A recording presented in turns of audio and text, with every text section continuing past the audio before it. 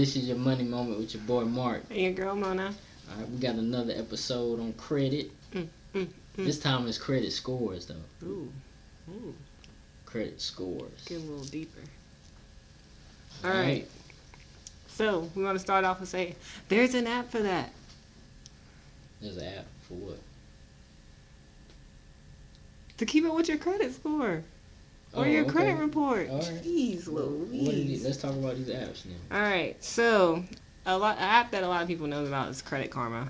That's a very common app. Yeah, I have that one. That one actually is legit. It's helpful. It's not always accurate. It's free. It's free. I mean, they make sure you know that on the commercial it's free. It's helpful just to make you more aware of what's going on in your credit report. Mm-hmm. So that's helpful. Also, they have Bill Guard, which is new. It's not new, but I just found out about it. It helps you keep up with different, maybe like if there's any fraudulent activity on your credit report or any fraudulent activity going on with your credit cards or debit cards. So that's helpful. We have My FICO, where you can find out your FICO score. As well, I also have the Experian app. Yeah, it updates me if there's anytime my credit gets boosted or things like that. So that's always helpful because always good to see what your credit score is between the different credit bureaus. Yeah, I know with the Experian one, like for additional, I guess, monitoring, you have to pay a subscription. Yeah. You know they love that fee. Yeah. All right. Are you ready? Credit scores. All right, so credit score is just a total summation of what's in your credit report. Mm-hmm. So this is like a grade, like a grade you get after taking a test. Yes. It's testing you on your... So basically, credit agencies or bureaus, whatever you want to call it, they take all this information and they put it into like a formula, and then boom, this is your credit score. And so with your credit score, it will determine what type of rate you will get, for like a car or for a house. Or if you get approved for those things in general. Really. So what's on your credit report makes up your credit score. So what we talked about kind of last episode is going to come into your credit score. So I need you to think about five things we're going to talk about. So the 5 things that makes up your credit score are payment history, amount owed, length of credit history, taking on certain debts, and type of credit used. So payment history is a big one. Payment history makes up 35% of your little pie of your credit score.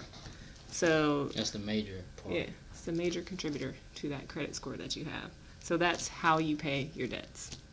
So if you're always delinquent on your loans, which means you're not paying them on time, that's going to lower your credit score. In a major way. And so, number 2, the amount owed. So if you have a large balance, say you have a credit card that's $3,000 limit and you always keep it at that $3,000 limit, that will negatively affect your credit score. A lot of times keeping your balance below 30% for credit cards helps out your credit score. Doesn't have a negative effect if you keep it below 30%. Mm-hmm. And those little expenses could really add up over time. So if you're putting like food, gas, and a lot of clothing purchases, it can add up over time. And if all of a sudden an emergency comes, then you got to use your credit card. Next thing you know, you're over that 30%. Right. So let's think about what we talked. Do y'all remember about budgeting? If you haven't, go back and revisit. Go back and revisit. Please. Because a budget will help you with things like that. Because if you're paying off things, if you're living beyond your means, that can really affect your credit score because you're going to pay things with your credit card instead of paying things with your debit card of money that you already have. Mm-hmm. And so next we have your length of credit history. So your length of credit history is how long you've had different accounts. So some people, like for me, I started off kind of late in the game with my credit, I believe, because I started after college. I didn't have any student loan debt. What? But that did, not having student loans did set me off a little later than some people, because some people have student loans and they're paying off those student loans, so by the time they get out of college, they actually have a credit score. But like by the time I got out of college, I had no kind of credit file because I didn't have any debt. I'm not trying to brag, even though he being a bobblehead over here. But On both sides. so at that point, I got a credit card so I could start building. A credit file instead of just having a no credit score. So with that credit card, I guess what did you, how did you, what was your behavior once you got that credit card? I wouldn't say it was the best behavior. Did you max it out, or? I'm not saying I maxed it out, but I might have used it when it wasn't needed, instead of using money that I had, or instead of just using it and then paying the full balance off. That was my problem. I wasn't paying the full balance off. I know with me, because I spent a lot of money in college, and so I didn't know it at the time. With my dad, I had overdraft protection, and the credit card was linked to it. So every time I would overdraft, money would hit my account. I'm like, yo, where is money coming from? He's like, thank the Lord. Yeah. So he's a provider. So if you have a credit card linked to your account as overdraft protection, please be mindful. That is not free money. You will have to pay that money back. Right. You know what I'm saying? So keep that in mind. And then number 4 is taking on more debt. So how many new accounts do you have? So we're not saying if you don't have a credit file. Like I didn't have a credit file. I didn't go out saying, you know what I'm going to do? I'm going to get 5 credit cards. I'm going to get 2 car loans. I'm going to get it. So it's not like that. But so you can't just keep getting credit. So that affects your credit report. So if you have a lot of new accounts, that can negatively affect your credit score. And it's really showing, the credit bureaus, like, this person is really, really in need, like, needing more and more credit. Like, you're living beyond your means. Yeah, so, just prioritize, as I always say, over pleasure, please. P over P. And then the last one is types of credit used. So it's good to have some versatility with your credit report. So it's good to have a revolving line like a credit card or open line. It's good to have an installment loan like an auto loan. It's good to have a mortgage loan up there because that diversifies your credit file. And that helps build your credit score. Really? Yeah. It makes you look a little... It's like if you're a basketball player or any kind of sports player. But I'm gonna stick with basketball. It's like being able to shoot free throws, being able to shoot threes, being able to dribble up the court, and being able to play defense. Where you get this knowledge from?